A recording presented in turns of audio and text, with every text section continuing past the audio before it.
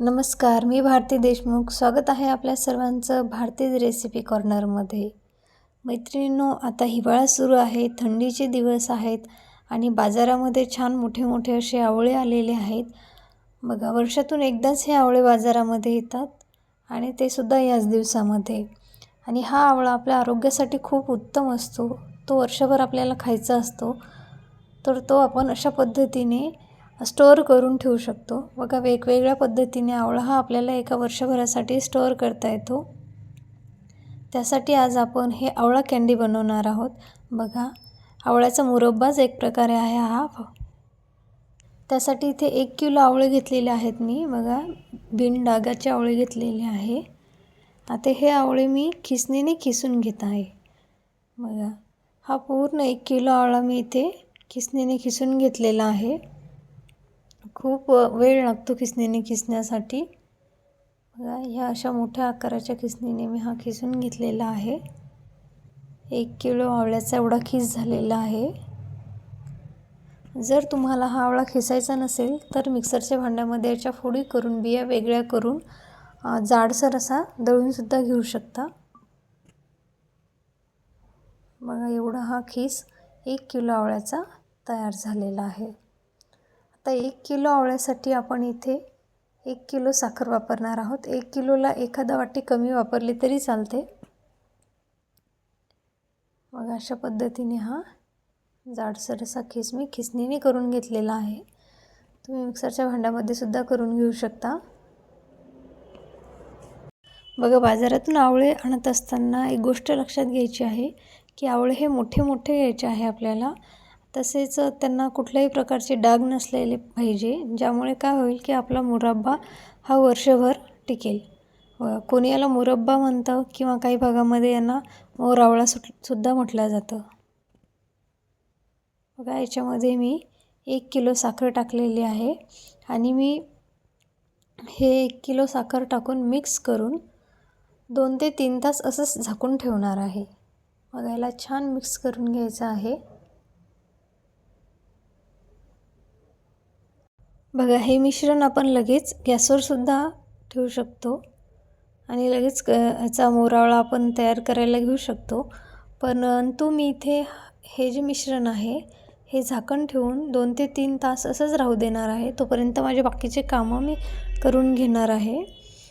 आणि तोपर्यंत काय होईल माहिती आहे, या साखरचं जे पूर्ण जी साखर आहे ती पूर्ण विरघळून त्याचं पाणी तयार होईल. बघा, हे छान मिक्स करून घेते. तुम्हाला जर आवडत असेल तर तुम्ही साखरेऐवजी गूळसुद्धा ह्याच्यामध्ये घालू शकता. झाकण ठेवून मी याला 2 ते 3 तास असंच राहू देणार आहे.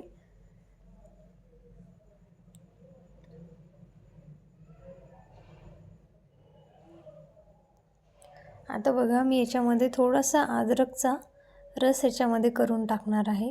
बघा, असं आपण अद्रक खिसूनसुद्धा ह्याच्यामध्ये टाकू शकतो.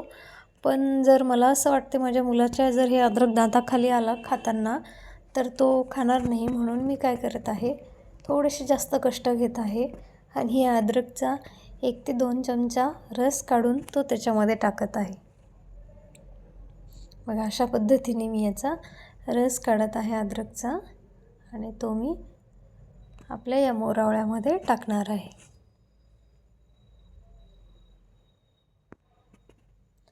ह्याच्यामध्ये कोणी सुंठ पण घालू शकतो. बघा, इथे मी गॅसवरती कढई ठेवलेली आहे. आता बघा, आपल्या साखर जी होती आपण टाकलेली त्याचं पूर्ण पाणी तयार झालेलं आहे. पूर्ण साखर आपली विरघळलेली आहे. बघा, यामुळे काय झालं, आपला वेळसुद्धा वाचला आणि गॅससुद्धा वाचला. बघा, गॅसच्या मंद आचेवरती आपल्याला याला शिजून घ्यायचं आहे. व चमच्याने आपल्याला सतत याला मध्ये मध्ये हलवायचं आहे, नाहीतर मग ते कढईला लागण्याची शक्यता असते. सुरुवातीला थोडा तुम्ही फुल गॅस ठेवू शकता, परंतु हळूहळू गॅसची फ्लेम आपल्याला कमी करावं लागणार आहे. बघा, साखरचं पूर्ण पाणी झालेलं आहे. आता या साखरचा पाक तयार होईल आणि नंतर आपला मोर आवळा हा तयार होईल.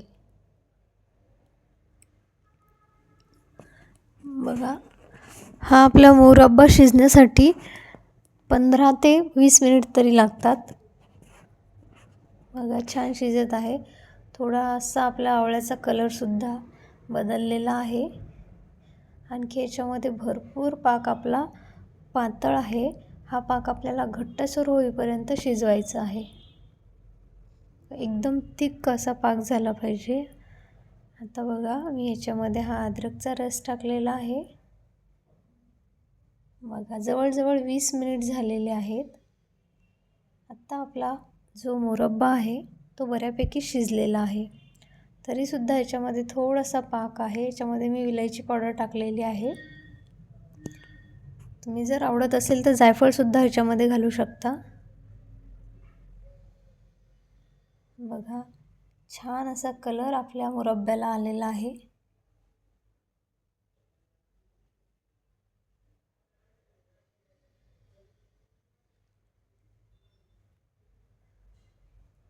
बघा, 20 ते 22 मिनिट कंप्लीट याला झालेले आहेत. बघा, आपला मुरब्बा जवळजवळ झालेला आहे. मी अजून 5 मिनिट याला झाकून ठेवून शिजून घेते, फक्त 5 मिनिटासाठी. लगेच आपला मुरब्बा तयार होईल. बघू शकता, 5 मिनिटानंतर पूर्णपणे थिक असा मुरब्बा आपला तयार झालेला आहे. बघा, छान असं जर आपण असा थिक पूर्ण मुरब्बा केला, याच्यामधला पूर्ण पाक हा घट्ट केला, तर हा मुरब्बा खराब न होण्याची शक्यता असते. आणि जर आपला पाक कच्चा राहिला तर मुरब्बा आपला लवकरच खराब होईल. आणि अशा पद्धतीने जर छान आपण घट्ट करून घेतला तर वर्षभर हा मुरब्बा टिकतो. बघा, छान प्रकारे हा आपला मुरब्बा तयार झालेला आहे. हा आपण असाच थंड झाल्यानंतर काचेच्या बरणीत भरून स्टोअर करू शकतो. किंवा बघा, ब्रेडबरोबर जामसारखा मुलांना खायलासुद्धा देऊ शकतो. किंवा पोळीमध्ये रोल करूनसुद्धा देऊ शकतो. मी तर याच्या छोट्याशा अशा गोल गोल गोळ्या बनवून त्या पानपुड्यामध्ये टाकलेल्या आहे, जेणेकरून माझा मुलगा सोपबरोबर ते सुद्धा खाईल.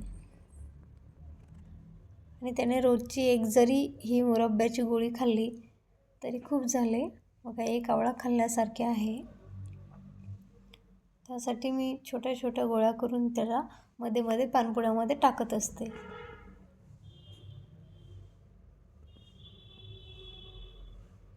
बघा, छान असा मुरब्बा आपला तयार आहे.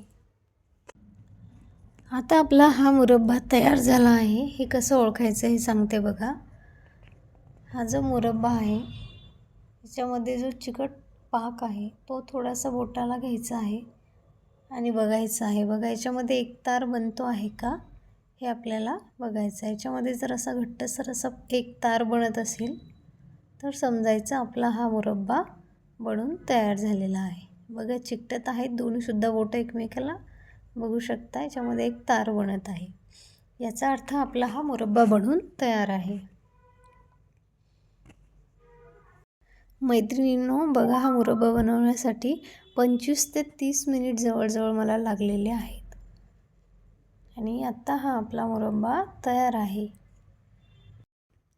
हा मोरावळा आपला आता तयार आहे. हा आपण थंड करून एका काचेच्या बरणीमध्ये भरून वर्षभरासाठी स्टोअर करू शकतो. बघा, मी त्या वाटीमध्ये काढून घेतलेला आहे. आपला मोरावळा छान तयार आहे. याच्या तुम्ही प्लेटमध्ये पसरून वड्यासुद्धा करून घेऊ शकता. मी याच्या छान छोट्या गोळ्या करून ठेवल्या होत्या. तर मैत्रिणींनो, व्हिडिओ कसा वाटला कमेंट्समध्ये नक्की सांगा. आणि भारतीज रेसिपी कॉर्नरला सबस्क्राईब करा. थँक्यू.